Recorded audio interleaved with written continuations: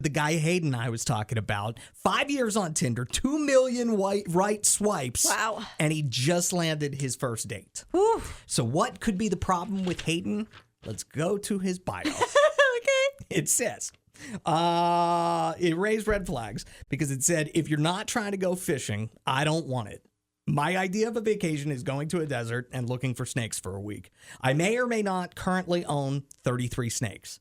There's a couple things in there that I don't think belong on a Tinder bio. Wait till maybe the third date to see like how she's going to feel about owning 33 snakes. No. You think you put that out in the universe immediately? I think you have to. Like, whenever you first started saying this, I'm like, if that's how he wants to live his life and like wait till he finds the right girl, then yeah, be 100% upfront and honest from the get-go, knowing you're not going to get as many dates, but you will find the right person when that person swipes on you. But no, if you have 33 snakes, you need to let a girl know. I don't need to be surprised. Okay. I don't need to be on date number 3 thinking, okay, let's go have like, a little dessert at your place or something and then be surprised by 33 snakes. 601-995-1017 is our phone number if you have comments, and specifically if there's a part of your personality or an interest or a hobby that you keep on the back burner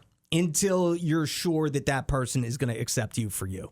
601-995-1017, because I wouldn't like come right out and just tell somebody. Now I'm in a unique kind of situation where I do a radio show, so it's tough to like, if I'm going to be honest, but honestly, I would not tell somebody right off the bat like, hey, I can do maybe like one big night out a month, and that's all I'm interested in. Oh, wow. Yeah, I feel like that would be a turnoff for a lot of people. But I almost wish that you were honest about that, because then, like, you don't want to get involved with someone and be a few months in and then she's still wanting to, like, maybe you've been going out more just because you really like her, you want to impress her. I guess my hope is that my charming personality and amazing sense of humor will override the fact that I'm kind of a fuddy-duddy a little bit. No, I think there are other fuddy-duddies out there, and I think you'd be better off being honest and waiting for the fuddy-duddies. So is there anything that you're going to hide from a potential romantic partner, or are you going to put it all out in the open right at first? I should hide more stuff. Okay, what's something you think you should hide? I think I've been a little bit too forward about like therapy on dates, and then I didn't get a second date because of it. I think I've been a little bit too forward about how much I like animals, and that has cost me a second date. I feel like there's a lot of stuff. I mean, I had a therapist who told me I needed to right away, like before you're even on date 1, just say like, I don't have any real plans to get married or have kids. That has always ended poorly for me, but I was upfront and honest because that was the advice I had gotten. I mean, it kind of reminds me of a conversation I was having with a friend years ago as he was driving me to an airport like an hour and a half away from where we were at. And he was like, times like this, I really just wish I was not single so I could just, say to my girlfriend or wife, just get in the car. We're going to so-and-so today. We're going to go check out some places. That's not how relationships work. That's a dog you're looking for, not a woman. Like, that is, like, I could do that with Sealy. I could do that with my dog Sealy. Like, hey, buddy, guess what? We're going to take a little drive today. You ready? Let's get in the car. But you can't talk to a woman like that. I was like, dude, you may not want to lead with that. Talking about this guy who it took him 5 years to get a date off Tinder, and it's because his bio was an absolute mess. Talking about owning 33 snakes. If you're not going to go fishing with me, I don't want it, blah, blah, blah, blah, blah. And it's like, I don't know if all of that should have been up front before somebody forges a connection with you. No, I think that has to be, that's an important part of the connection. I think most people don't like snakes at all. They don't want them around their house. So you can't, that's not something that you're going to grow to love. I don't know, but what if you're just hooked on the guy at that point?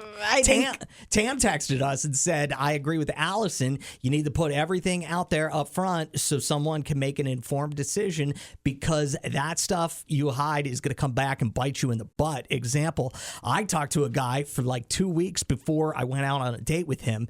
He waits until the first date to tell me he recently got out of prison. Ooh. But when do you tell that? Like, do you lead with that? And Tam, would you have gone out with him if he did lead with that? I mean, maybe you need a little time if you did just get out. Maybe you need a little time to be single, find your footing again. I don't know. I don't know what the rules on that should be. I don't either. This is an interesting lie. Somebody says, I'll lie and tell them that my cat really isn't friendly and is very shy, even though she is. That way, whenever they come over and my cat comes up to them and wants attention, they'll feel special. Oh, wow. So they're like tricking them into being like a cat person, I think, basically by saying, oh, my cat doesn't like anyone. She's really shy. And then would that work on you as somebody who famously does not like cats? If you were dating a girl, she was super cute. So you were like, don't love that she has a cat, but I'll get over it. And especially when she tells you like, oh, the cat's super shy. The cat won't want to hang out with you at all. And then all of a sudden the cat comes up and wants like pets. No, I mean, low expectations, key to happiness. If I'm already going to have the lowest of expectations because it is a cat and not a dog. And then you've lowered them lower than I thought was possible as far as my hatred of cats. And then if the cat is nice to me, yeah, that might work on me. This is I also might feel special. Taking me back to college. I had a friend who wouldn't tell guys that she was dating that she didn't have a driver's license and then that she like needed them to drive her everywhere.